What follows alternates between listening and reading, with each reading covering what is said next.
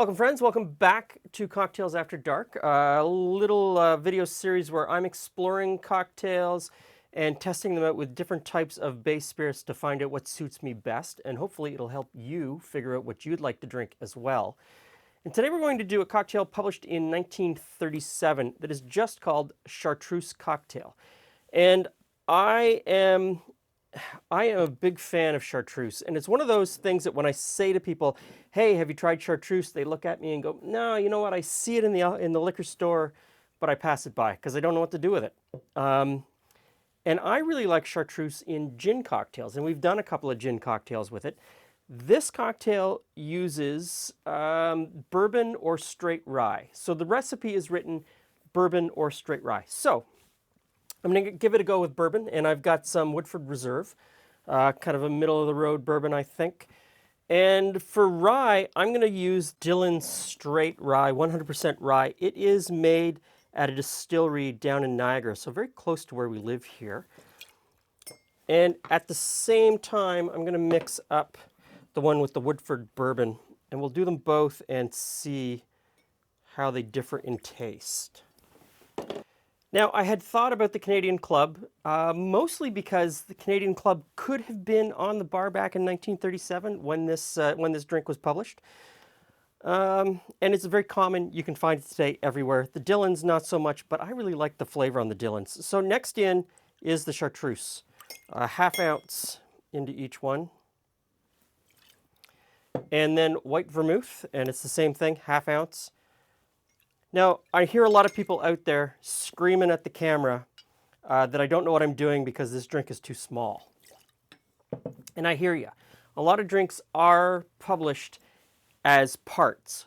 One part this, half part, quarter part, whatever. Allowing you to scale the cocktail to whatever you want. This cocktail was very significantly written in ounces. The instructions are in ounces. And part of that reason is prior to World War II, cocktails were smaller. Cocktail glasses were smaller. A lot of cocktails were only 2 ounces. And I mean, if you look at, this is a pre-World War II martini glass and a post-World War II martini glass. You can see that they are slightly different size. So a lot of cocktails were smaller. You weren't meant to, you know, go to the bar really and get hammered on one thing. You might try 2 or 3 different cocktails while you were there. You wouldn't maybe drink the same thing the whole time. So stir with a little bit of ice, and we're stirring both to chill the cocktail and to add some dilution of cold water.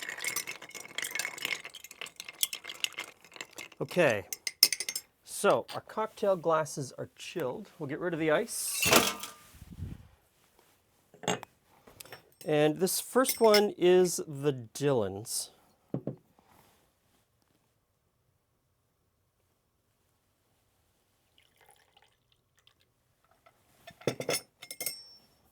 And the second one is the Woodford Reserve. Now right off the top you can tell that they're different colors. And that's just based on the base spirit. The Woodford is much darker in color. And it says to garnish with a cherry. So, cherry goes in.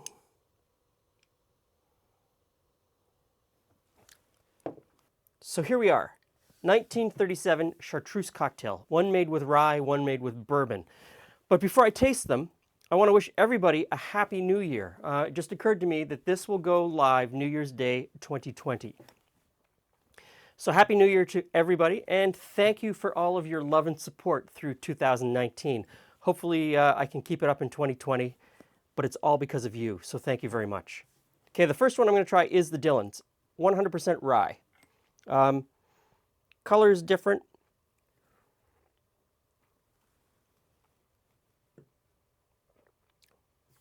Interesting. Okay.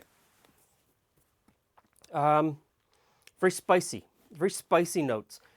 And the spicy notes of the rye are really pulling in the woody notes of the Chartreuse. Let me bring the Chartreuse back. One of the things I really like about Chartreuse is the herbal notes and the woody notes. When you when you smell it, it has a really woody presence, and I like that. And it's a little bit sweet. So you're getting a little bit of the sweetness and the woody from the chartreuse mingling really well with the spicy of the rye. Maybe a little bit of sweetness from the cherry that I put in at the end.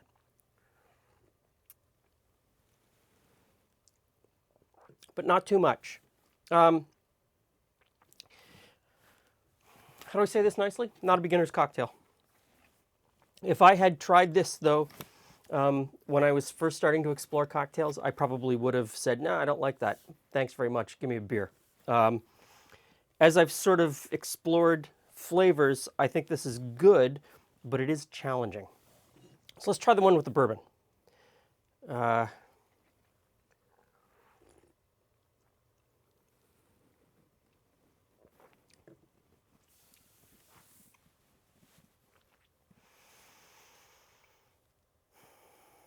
No, I don't like that at all. I really don't like that one at all.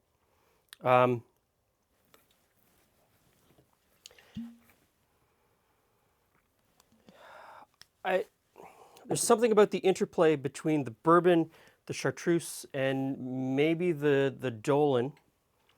That all I'm getting is oak. You know, that oak barrel flavor? And I don't like that at all. And it may not be a problem with bourbon. It may be a problem with this bourbon. Maybe this particular bourbon doesn't suit my flavor profile in this mixture. But it's overwhelmingly that oak barrel is what I get.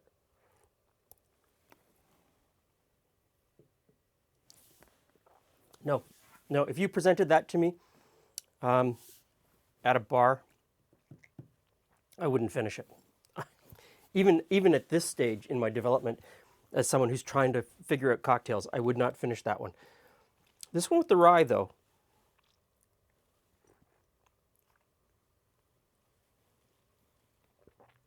and it could be this rye. This is a fairly lightly flavored rye. It's a little bit sweeter. I mean, it does have that spicy note. And so there you go. This is where, you know, if I'd been given this, I would say, no, I don't like a chartreuse cocktail. Sorry, thanks, it's not for me. And then I might not have explored it farther. But I know that since I kind of like this one, that there probably is a very good combination of chartreuse, rye, bourbon whiskey, you know, sort of in there somewhere.